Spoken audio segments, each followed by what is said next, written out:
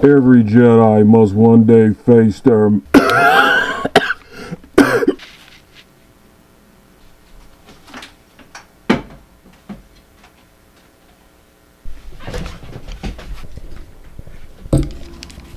Every Jedi must one day face their master. And for Brian Schottenheimer, that moment comes now against Pete Carroll. What happens when mentorship turns into rivalry and the students start calling his own plays? Bringing you another one. Another one. Yeah, and this time we're dealing with a cool story. And the NFL is full of stories. And this is nothing new in terms of stories, in terms of the mentor versus the mentee. That's what we're seeing playing out right now. That's what we're seeing playing out right now with Pete Carroll versus Brian Schottenheimer. This is super interesting. Can't wait to get into it. Cowboy fans need to know about this. Most of them probably already do, but we could go into detail. Before we do, this stream is brought to you by Sleep Out. Go for a Hail Mary on your sleeper picks and win up to 100 times your money. Use promo code BCS and Sleeper will 100% match your first deposit up to $100 instantly. So when it comes down to this mentor versus mentee, when it comes down to the student versus the teacher, we've been saying this. This is a ageless story. You can even start with Dan Reeves. Versus Mike Shanahan. Mike Shanahan began his NFL coaching journey under Dan Reeves. Shanahan served on the Broncos staff under Reeves in the mid-1980s. Later, though, Shanahan became the head coach of the Denver Broncos and faced Reeves, Atlanta Falcons, in the Super Bowl. Now the opponent lost to his former assistant Shanahan. A prime example of student defeating the teacher. And we've seen this again, obviously, with the famous Sean Payton and Bill Parcells. So Sean Payton spent time under Bill Parcells and in the organization where Parcells was an influential mentor. Over time, Payton became a successful head coach, having weird endings to each other like you see on this picture. At one point passed his mentor Parcells in career wins, signifying a symbolic victory of the student surpassing the teacher. And see, the reality TV of the NFL is amazing. It's dope.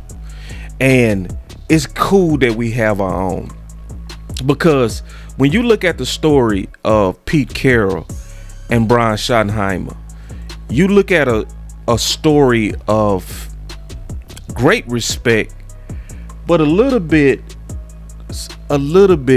it could be even considered betrayal, where Brian Schottenheimer was the young Jedi. He was the young mentee and showed great respect for Pete. Pete being with the Raiders now could be considered Darth Vader. Easily you can see him as Darth Vader of the NFL, which is the Raiders could be symbolized. But one thing I want to show that was clear, and that is still clear to this day, is the massive amount of respect that that Brian has for Pete Carroll. Listen. Pete Carroll challenged me in a number of ways. He challenged me to continue to be authentic, to continue to dive into the relationships that matter, which is your coaches, your players, ownership.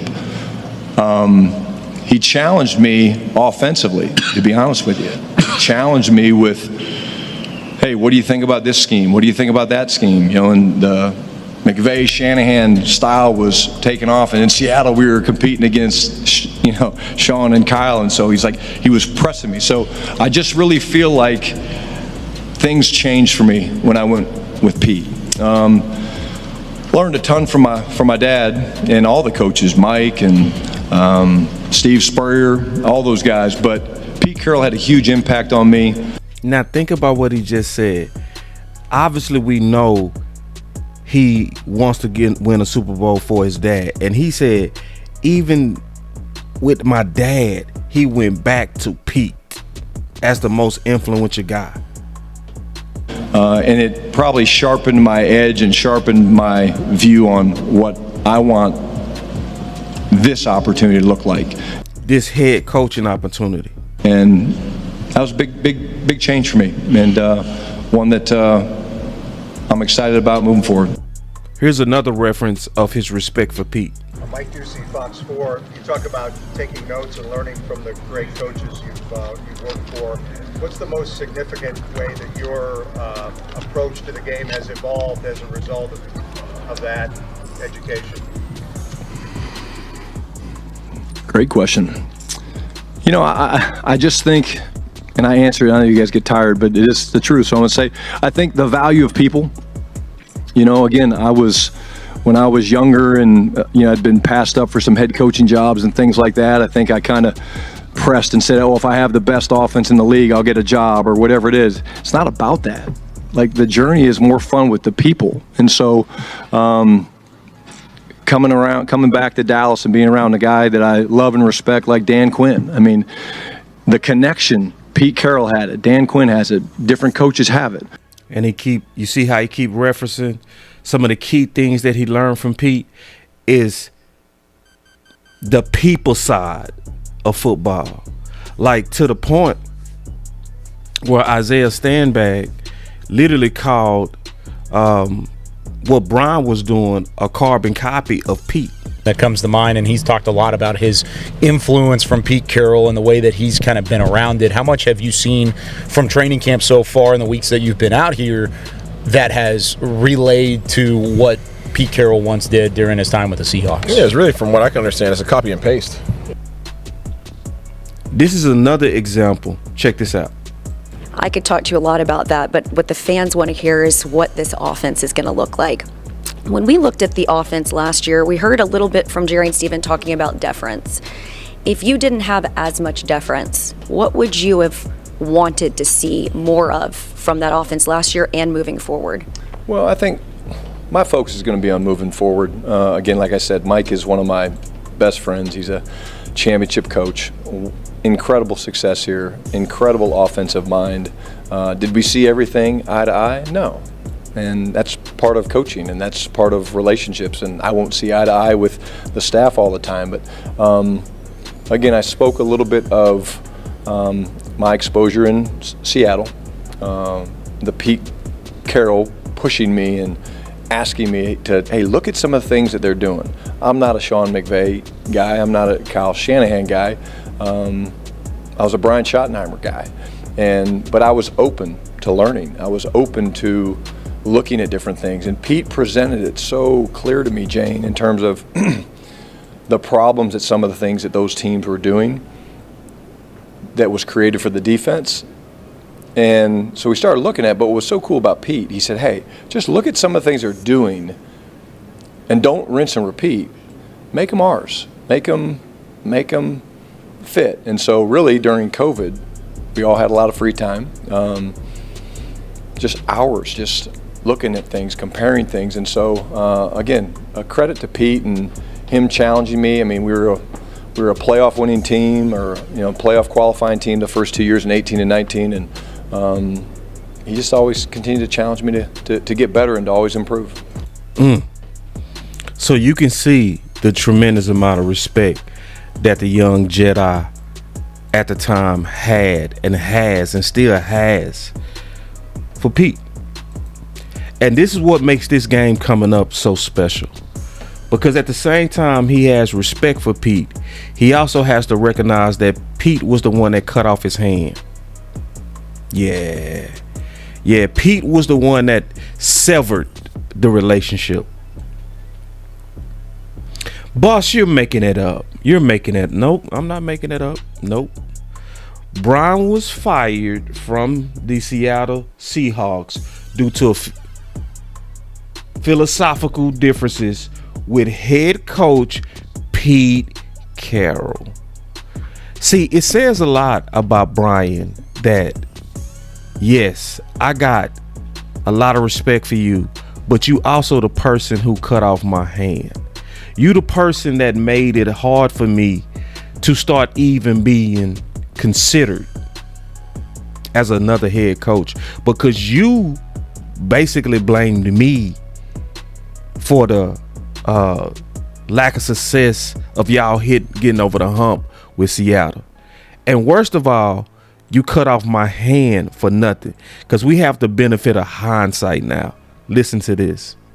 Yeah, as you mentioned, this isn't comparing apples to apples, because Russell Wilson was prime Russell Wilson during his 3 years as the quarterback in Brian Schottenheimer's offense. But I think you could make the argument that he became prime Russell Wilson because of Brian Schottenheimer and taking his game to another level. We remember that first part of the 2020 season where he was on a historic tear.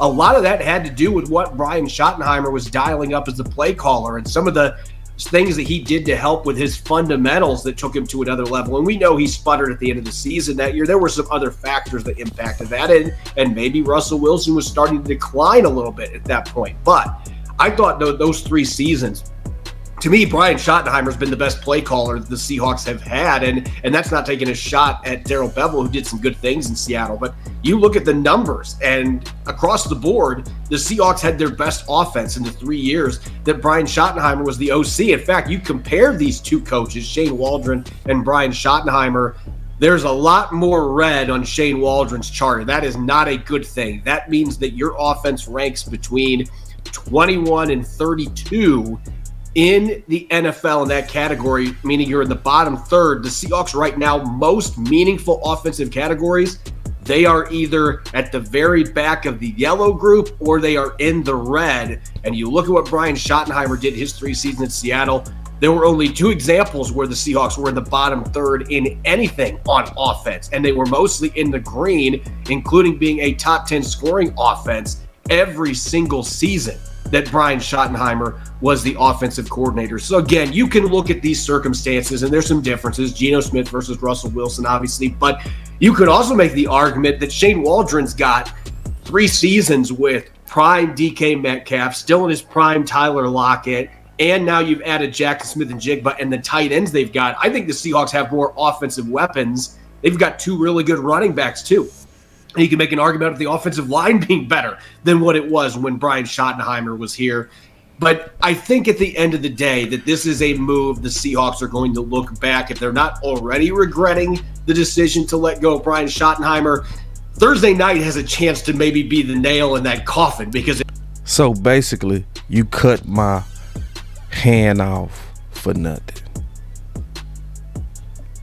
That has to some kind of way live in the subconscious of Brian. That has to. This is why I hope his men take the challenge on.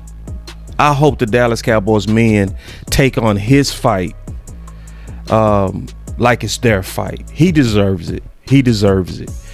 He had his hand cut off for nothing, but this time he gets to return. And he returns with the power. He returns with a rebuilt hand, but it's his hand as the head coach who can run his offense his way, run his team his way. And this time, he coming to cut off some hands. So listen, y'all, if you like this type of content, y'all make sure, man, that y'all like and subscribe, because I'm excited about revenge. I love the story of the NFL as well. It's not just the games, it's the stories, it's the reality TV of football. So reward your boy with a like and subscribe to get this kind of content, and I'm gonna continue to bring it to you. It's your boy Boss Show Me, bringing you another one. Another one. I'm out.